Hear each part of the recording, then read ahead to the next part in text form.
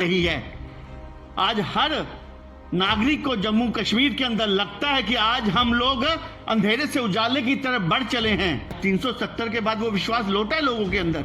आज लोग जम्मू को, कश्मीर को अपना मान रहे हैं। ये कोई छोटी बात है?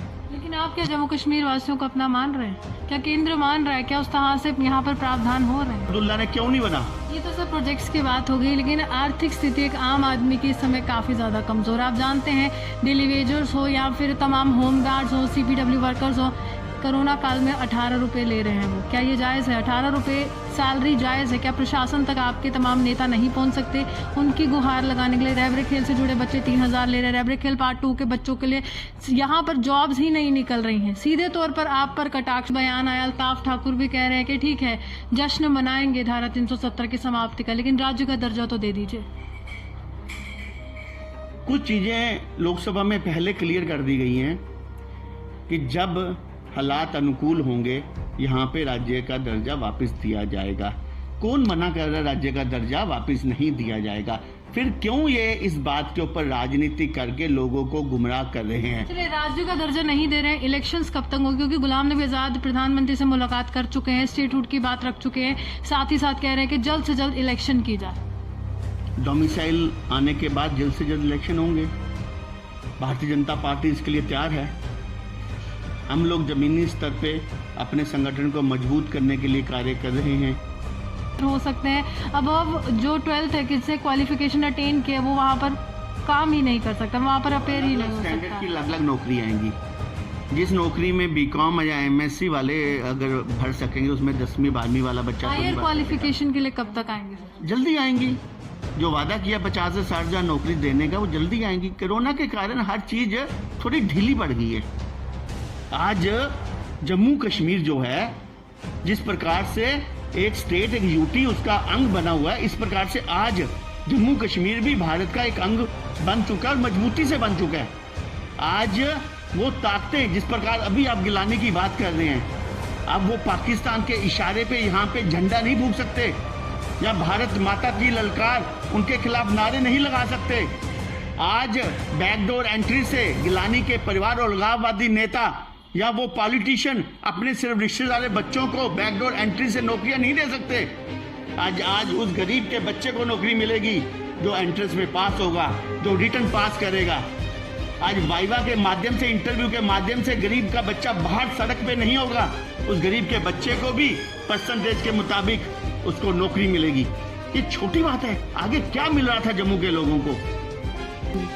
क्या वही मात्र जो पिछली सरकार 1500 की नौकरी देती थी और युवाओं को बेवकूफ बनाती थी? तो आपकी थी सेठी साहब, पिछली PDP के साथ तो आपकी थी। सर्वोच्च नागरिक सम्मान निशाने पाकिस्तान, और इससे नवाजा गया सैयद अली गिलानी जी को। वाह, क्या बात है!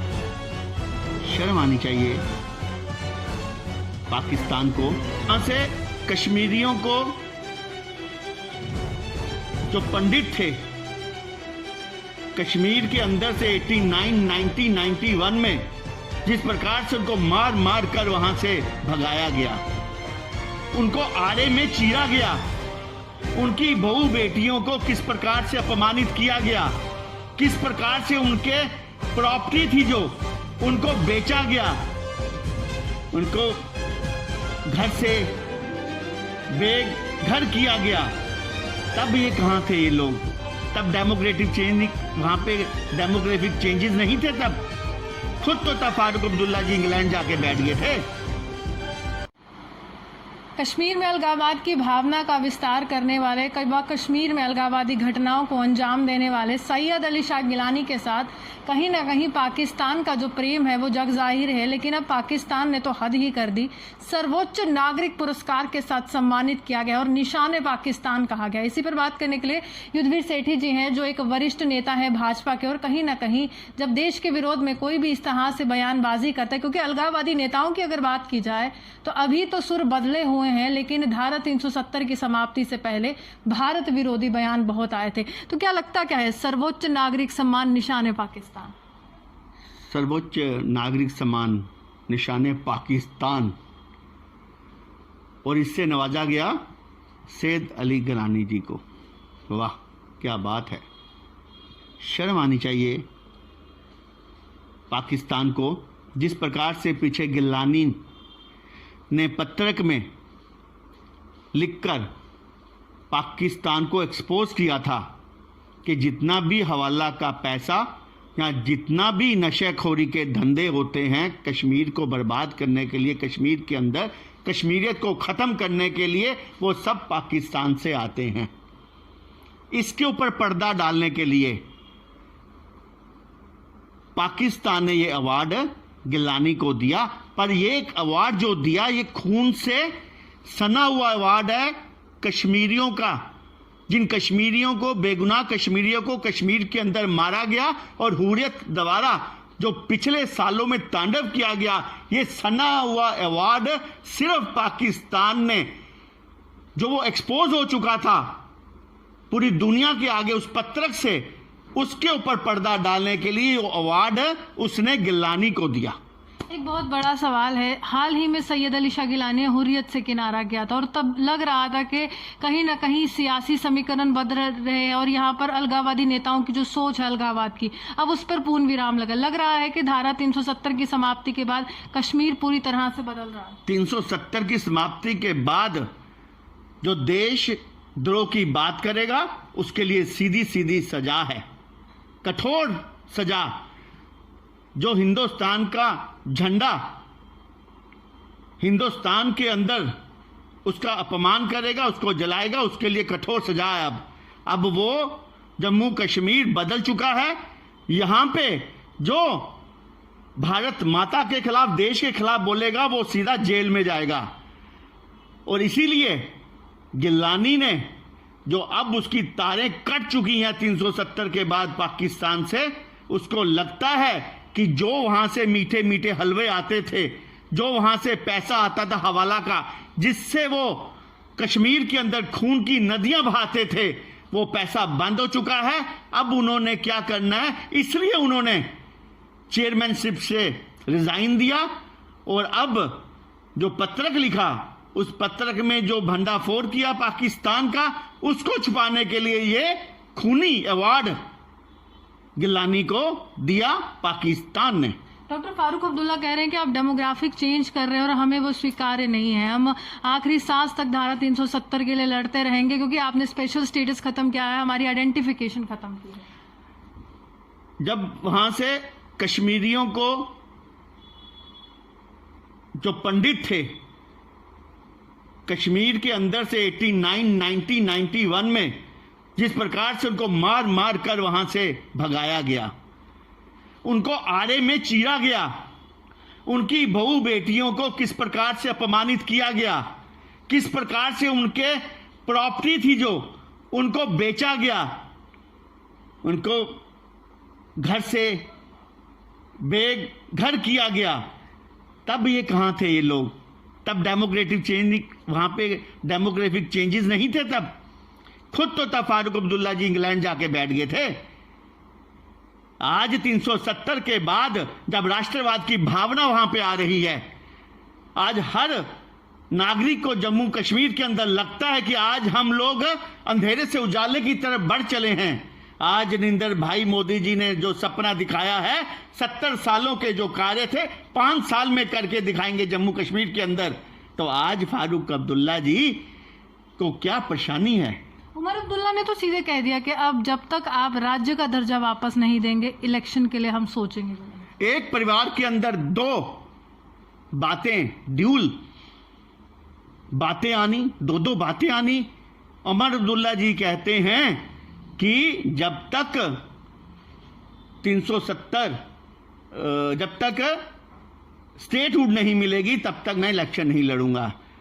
और फारूक जी कहते हैं कि इसका फैसला तो हमारी कार्यकारिणी पार्टी की या पार्टी के कार्यकर्ता करेंगे, इलेक्शन लड़ने या नहीं लड़ने। 2 कद्दावर नेता एक ही पार्टी के, दोनों की अलग अलग बातें। मतलब आज भी वो जम्मू कश्मीर के लोगों को भड़काने का काम कर रहे हैं। बड़ा सवाल है सीटी साहब, ये नेशनल कॉन्फ्रेंस का क्या इतिहास नहीं बन रहा है कि जब भी चुनावी समीकरण बनता है ये किनारा कर लेते हैं? म्युनिसिपल कॉर्पोरेशन के चुनाव इन्होंने नहीं लड़े हैं, पंचायत के नहीं लड़े हैं, बीडीसी के नहीं लड़े हैं, तब इसके बाद ये कह रहे हैं कि हम किनारा ही करेंगे, स्टेटहुड वापस दीजिए। क्योंकि इससे पहले धारा 370 के संरक्षण के लिए चुनाव जो था इन्होंने बहिष्कार किया था, अब स्टेटहुड के लिए कर रहे हैं। आप यहाँ पर क्या बताना चाहेंगे कि क्या केंद्र जो है, अमित शाह जी ने कहा था कि जल्द ही यहाँ पर राज्य का दर्जा दिया जाएगा, क्या लग रहा है केंद्र को, किस तरह से आप लोग पूरा समीकरण समझा रहे? क्योंकि जेपी नड्डा के साथ आपकी यहाँ पर वीडियो कॉन्फ्रेंसिंग है, तो किस तरह से जम्मू कश्मीर के हालातों को आप बयां कर रहे हैं? जम्मू कश्मीर के हालात जिस प्रकार से चल रहे हैं, 370 के बाद जो यहाँ पे संविधान लागू नहीं किए गए थे वो लागू किए जा रहे हैं। आहिस्ता आहिस्ता स्ट्रीम लाइन में जम्मू कश्मीर स्टेट आ रही है। और उसके बाद जो रही इलेक्शन की बात, एनसी का काम है लोगों को दिखाने के दांत कुछ हो रहे हैं, खाने के कुछ हो रहे हैं। पिछली बार भी इन्होंने बाइकआउट किया, अपने कार्यकर्ताओं को और लोगों को बेवकूफ़ बनाया, पर प्रॉक्सी कैंडिडेट ये लोग खड़े करते हैं और कोशिश करते हैं प्रॉक्सी कैंडिडेट से किस प्रकार से जो लोकतांत्रिक ढांचा है, जो उसकी कार्रवाई है, उसके अंदर किसी प्रकार से डिस्टर्बेंस की जाए। ये लोग देश के अंदर रहकर देश के लोकतांत्रिक ढांचे को बिगाड़ना चाहते हैं। इनकी ये आदत बन चुकी है। एक ही पार्टी के दो व्यक्तिगत नेता जिनके बयानों में फ़र्क है दोनों में, एक कहता है कि मैं इलेक्शन नहीं लड़ूंगा, ये मेरा निजी बयान है, और दूसरा उनके फादर साहब कहते हैं कि ये मेरी पार्टी की कार्यकारिणी जो होगी वो डिसाइड करेगी इलेक्शन लड़ने नहीं लड़ने। आपकी जो कश्मीर की यूनिट है उनकी तरफ से भी बयान आया, अल्ताफ ठाकुर भी कह रहे हैं कि ठीक है जश्न मनाएंगे धारा 370 की समाप्ति का, लेकिन राज्य का दर्जा तो दे दीजिए। कुछ चीज़ें लोकसभा में पहले क्लियर कर दी गई हैं कि जब हालात अनुकूल होंगे यहाँ पे राज्य का दर्जा वापस दिया जाएगा। कौन मना कर रहा है राज्य का दर्जा वापस नहीं दिया जाएगा? फिर क्यों ये इस बात के ऊपर राजनीति करके लोगों को गुमराह कर रहे हैं? चलिए, राज्य का दर्जा नहीं दे रहे हैं, इलेक्शंस कब तक होंगे? क्योंकि गुलाम नबी आजाद प्रधानमंत्री से मुलाकात कर चुके हैं, स्टेटहुड की बात रख चुके हैं, साथ ही साथ कह रहे हैं कि जल्द से जल्द इलेक्शन की जाए। डोमिसाइल आने के बाद जल्द से जल्द इलेक्शन होंगे। भारतीय जनता पार्टी इसके लिए तैयार है। हम लोग जमीनी स्तर पे अपने संगठन को मजबूत करने के लिए कार्य कर रहे हैं। हर राष्ट्रवाद ताकत और हर राष्ट्रवाद सोच ये चाहती है कि यहाँ पे जम्मू कश्मीर के अंदर लोकतांत्रिक ढांचा और जो इलेक्शन का जो प्रक्रिया है वो शुरू की जाए। भारतीय जनता पार्टी भी इसका इंतजार कर रही है। मजबूती से आएंगे आप सामने, क्योंकि जम्मू की जनता में रोष बहुत है आपके लिए। मजबूती से आएंगे हम लोग। जो 70 साल में जम्मू के लोगों को लूटा गया, खासकर यहाँ पे जो लोगों के साथ भेदभाव किया गया, ये पिछले 5 सालों के अंदर जितने कार्य भारतीय जनता पार्टी ने यहाँ पे ज़मीनी स्तर पे किए हैं, किसी पार्टी ने यहाँ नहीं किए। ये पक्की बात है। आईआईटी 70 सालों के बाद जम्मू कश्मीर में, खासकर जम्मू में आईआईटी 70 सालों के बाद आती है। कहाँ सोई थी पिछली सरकारें? क्यों गला घोटा जा रहा था यहाँ के जो नौजवान थे? आईआईएम पहली बार, गंडोला रोपवे जो कल जिसकी शुरुआत हुई, पहली बार जम्मू के अंदर इतना बड़ा जम्मू कस्बा। आपका बस स्टैंड 3 बार मुहूर्त कर दिया उमर अब्दुल्ला ने, क्यों नहीं बना? ये तो सब प्रोजेक्ट्स की बात हो गई, लेकिन आर्थिक स्थिति एक आम आदमी की इस समय काफी ज्यादा कमजोर। आप जानते हैं, डेली वेजर्स हो या फिर तमाम होम गार्ड्स हो, सीपीडब्ल्यू वर्कर्स हो, कोरोना काल में 18 रुपए ले रहे हैं वो। क्या ये जायज़ है? 18 रुपए सैलरी जायज़ है? क्या प्रशासन तक आपके तमाम नेता नहीं पहुंच सकते उनकी गुहार लगाने के लिए? रैबरे खेल से जुड़े बच्चे 3000 ले रहे हैं, रैबरे खेल पार्ट 2 के बच्चों के लिए यहाँ पर जॉब्स ही नहीं निकल रही हैं। सीधे तौर पर आप पर कटाक्ष है कि आपने बहुत उम्मीदें जताई थी, लेकिन अब वो धरी की धरी रह गई। होम गार्ड्स की अगर हम बात करें तो उनको पिछले दिनों में एलजी के साथ जाके मिलवाया गया, उनको आश्वासन दिया गया कि उनके जल्द से जल्द ये डिमांड पूरी होगी। बाकी रहे जो हमारे जो डेली वेजर्स हैं, उसके ऊपर आपको शायद याद होगा कि जब हमारी सरकार थी, हम लोगों ने उनको परमानेंट करने के लिए लिस्ट तैयार करवानी शुरू की थी। तब 55,000 इनकी संख्या थी और लिस्ट तैयार करते करते 1,04,000 संख्या हो गई थी। इसके कारण वो लिस्ट में डिले हुआ था उस वक्त, और शायद उनकी किस्मत में उस वक्त ना था। पर आने वाले समय में हम कोशिश करेंगे। किस्मत बदलेंगे आप उनकी? बिल्कुल कोशिश करेंगे। हम जनता के लिए हैं, गरीब लोगों के लिए हैं। और जिस प्रकार से पीछे नौकरियां हम लोगों ने निकाली हैं, 4th क्लास की नौकरियां, और लेकिन उसमें भी कह रहे हैं ना कि आपने क्राइटेरिया ऐसा रख दिया कि 10th और 12th के बच्चे अपेयर हो सकते हैं। अब जो 12th है, किससे क्वालिफिकेशन अटेन किया, वो वहाँ पर काम ही नहीं कर सकता, वहाँ पर अपेयर ही नहीं हो सकता। की अलग अलग नौकरी आएंगी। जिस नौकरी में बीकॉम या एमएससी वाले अगर भर सकेंगे, उसमें 10वीं 12वीं वाला बच्चा तो हायर क्वालिफिकेशन के लिए कब तक आएंगे सर? जल्दी आएंगी। जो वादा किया 50 से 60 हजार नौकरी देने का, वो जल्दी आएंगी। कोरोना के कारण हर चीज थोड़ी ढीली पड़ गई है। पर यह बात नहीं है कि यहाँ की जो एलजी की सरकार है, यहाँ पे या सेंटर की सरकार है, वो चाहती नहीं है। हम जम्मू कश्मीर का स्वरूप बदलेंगे, ये पक्की बात है। कितने बड़े बड़े प्रोजेक्ट यहाँ पे आ रहे हैं। 3 गवर्नमेंट हॉस्पिटल यहाँ पे, 2 पासपोर्ट ऑफिस यहाँ पर, कितने ही पुल ब्रिजेस हम लोग बना रहे हैं यहाँ पे। आपकी ये जो रोड थी, जो अपोजिशन चिल्ला चिल्ला के कहती थी, उखनूर रोड, किस प्रकार से उसका कार्य चल रहा है। क्या काम नहीं हम लोगों ने किया। जो सर्कुलर रोड है, जो उसका उद्घाटन होने जा रहा है यहाँ पे। ये डेवलपमेंट के तो कार्य हैं। जब इंफ्रास्ट्रक्चर कहीं बनता है या डेवलपमेंट होती है, तो नौकरियां भी निकलती हैं। नौकरियां निकल रही हैं, यहाँ लोग काम कर रहे हैं। यहाँ के ठेकेदार, यहाँ के जो लेबर है, वो यहाँ काम कर रही है। यहाँ के इंजीनियर जम्मू के कितने यहाँ पे इन प्रोजेक्ट्स में लगे हुए हैं। सिर्फ सरकारी नौकरी ही यहाँ के लोगों के लिए है, ऐसा नहीं है। जब यहाँ पे हम जो नया जो हमारे प्रोजेक्ट यहाँ पे हम सांबा से लेके कठुआ तक नई इंडस्ट्री का जो इंफ्रास्ट्रक्चर तैयार करने जा रहे हैं, क्या उसमें नौकरी नहीं लगेंगी? क्या वही मात्र जो पिछली सरकार 1500 की नौकरी देती थी और युवाओं को बेवकूफ बनाती थी? तो आपकी थी सेठी साहब, पिछली पीडीपी के साथ तो आपकी थी। पीडीपी के साथ जो हमारी सरकार थी, उसके प्रोजेक्ट तो मैं आपको गिना रहा हूं।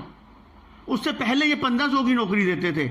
जो माँ बाप अपनी सारी जीवन की कमाई लगा के अपने बच्चे को पालते थे, उसको सिर्फ मात्र 1500 की नौकरी। और जो आज कंट्रैक्ट के बच्चे आज रो रहे हैं सड़कों के ऊपर, 1-1 साल का कंट्रैक्ट इसी पिछली सरकारों ने किया। ये भारतीय जनता पार्टी की सरकार में 1-1 साल के कंट्रैक्ट नहीं हुए। इंटेलेक्चुअल लेक्चरर्स ने अपना टेंट तक जला दिया। काफी लंबा संघर्ष, और उम्मीद आप मैं वही तो कह रहा हूं, ये पिछली सरकारों ने बेवकूफ बनाया। इनको मात्र 1-1 साल का कंट्रैक्ट करके सिर्फ अपने जलूस और जलसों की रौनक बनाया इन लोगों ने। आज हम लोग 70 सालों का 1 साल के अंदर, यानी आपको समय और चाहिए। बिल्कुल, हम आगे आपको काम करके देंगे। जम्मू के डोगरे निराश ना हो। कश्मीर की कश्मीरियत को हम मजबूत करेंगे, ये पक्की बात है। इन लोगों ने खाने का काम किया, हम लोग लगाने का काम करेंगे। मजबूती के लिए काम करेंगे जम्मू कश्मीर की। आप बेफिक्र रहे, मैं आपके चैनल के माध्यम से कह रहा हूं। यहां के बच्चों में आज विश्वास है। कहां विश्वास था यहां के लोगों में? लोग कहते थे 20 साल 30 साल हम लोग यहां रहेंगे, जम्मू को छोड़ के हमें जाना पड़ेगा। आज 370 के बाद वो विश्वास लौटा है लोगों के अंदर। आज लोग जम्मू को, कश्मीर को अपना मान रहे हैं। ये कोई छोटी बात है? लेकिन आप क्या जम्मू कश्मीर वासियों को अपना मान रहे हैं? क्या केंद्र मान रहा है? क्या उस तरह से यहाँ पर प्रावधान हो रहे हैं? बिल्कुल हो रहे हैं। क्यों नहीं हो रहे यहाँ पर प्रावधान?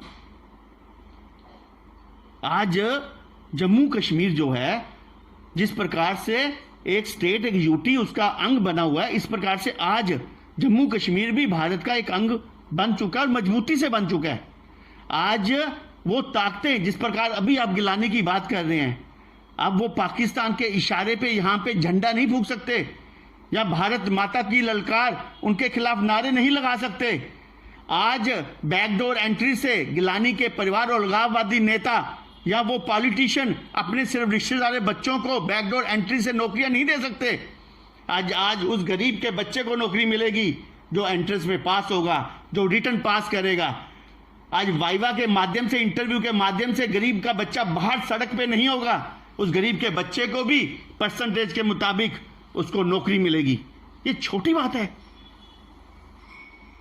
जम्मू कश्मीर के लोगों को सोचना चाहिए, खासकर जम्मू के लोगों को। आगे क्या मिल रहा था जम्मू के लोगों को? आज वो जाके टेस्ट दे के अपने बच्चे को काबिलियत के अनुसार नौकरी दिलवा सकते हैं। नहीं तो आगे तो हम लोग तो सिर्फ प्रदर्शन कर कर, चाहे बम बम बोले के नाम पे प्रदर्शन करते थे, तब यही अपोजिशन पार्टियां थी जो बम बम बोले के नाम पे वहां जमीन भी खाना चाहती थी और बम बम बोले की यात्रा भी खत्म करना चाहती थी। 370 के नाम पर जो हमारी बहू बेटियां बाहर रहती थी, उनका हक खत्म करने के लिए यहां की पिछली हुकूमतों ने किस प्रकार से यहां पे जो तांडव रचा था, उसके लिए भाजपा ने जाके सड़कों पे आवाज उठाई थी। तब भाजपा लड़ती थी यहां के। ये बात करते हैं चौकों की कि चौकों के नाम चेंज कर दिए गए। अरे 800 चौक के नाम शेख अब्दुल्ला जी ने उस वक्त चेंज किए थे कश्मीर के अंदर। वहां 2 हमारे पहाड़ है जिनके ऊपर बम बम बोले विराजमान हैं, उनका नाम चेंज करने की कोशिश की इन लोगों ने। एक भारत माता चौक का नाम रखने से अटल बिहारी वाजपेयी के नाम पे चौक रखा गया तो क्या हो गया? जम्मू के लोगों को समझना चाहिए। आज आपकी सरकार, आज 370 हट चुका है। आज आपके दिमाग में जो डर था जम्मू से भागने का, वो खत्म हो चुका है, वो खौफ जा चुका है। 70 साल की जो आपके साथ, जो हमारे साथ, जो इन लोगों ने बेइंसाफी की, 1 साल के अंदर आप लोग उसकी भरपाई चाहते हैं। ये लोग आपको भड़का रहे हैं। आज ये जो अपोजिशन की पार्टी हैं जो परिवारवाद की राजनीति करती थी, इनके परिवारों की जेबें भरी।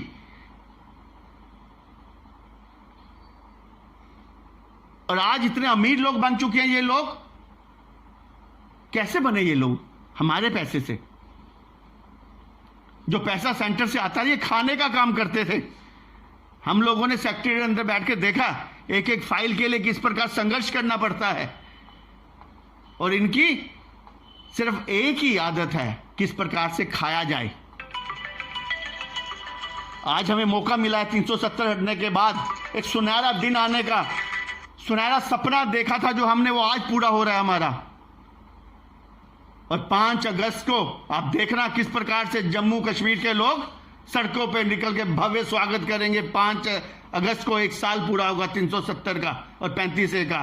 तब आप देखना कि लोगों के अंदर कोई डर नहीं है। लोग जो चाहते थे वो हुआ है। ये कुछ अपोजिशन की पार्टियां जिन्होंने बम बम बोले के नाम पे यहां पे शहादत कराई लोगों की, जिन्होंने तिरंगे के नाम पे शहादत कराई, वो शहादत चाहे सुंदरबनी नौशहरा में हुई, चाहे हीरानगर में हुई, चाहे जोड़िया में हुई, चाहे रामनगर में हुई। आज एक तिरंगा, 2 प्रधान नहीं, 2 निशान नहीं और 2 झंडे नहीं, एक झंडा सिर्फ, तिरंगा झंडा। कितनी बड़ी बात है। जो देश के अंदर झंडा चढ़ता है वो झंडा जम्मू कश्मीर के अंदर चढ़ता है। हमें इनके भकावे में नहीं आना चाहिए। हमें जिस गति के साथ हम चल रहे हैं, आज जम्मू कश्मीर आगे चल रहा है भेदभाव के बिना, धर्म जाति को भड़काए बिना, सिर्फ राष्ट्रवाद को मजबूत करने के लिए, हर हिंदुस्तानी को मजबूत करने के लिए सबको साथ मिलकर चलना चाहिए। और ये लोग जो आज तब लंदन में जाके छुप के बैठ के आज भड़काने का काम करने आगे, कुछ नहीं होगा। ठीक है, समय के अनुकूल जब परिस्थितियां होंगी यहाँ पे तो दर्जा, राज्य का दर्जा मिलेगा, क्यों नहीं मिलेगा? वो तो भारतीय जनता पार्टी कहती है।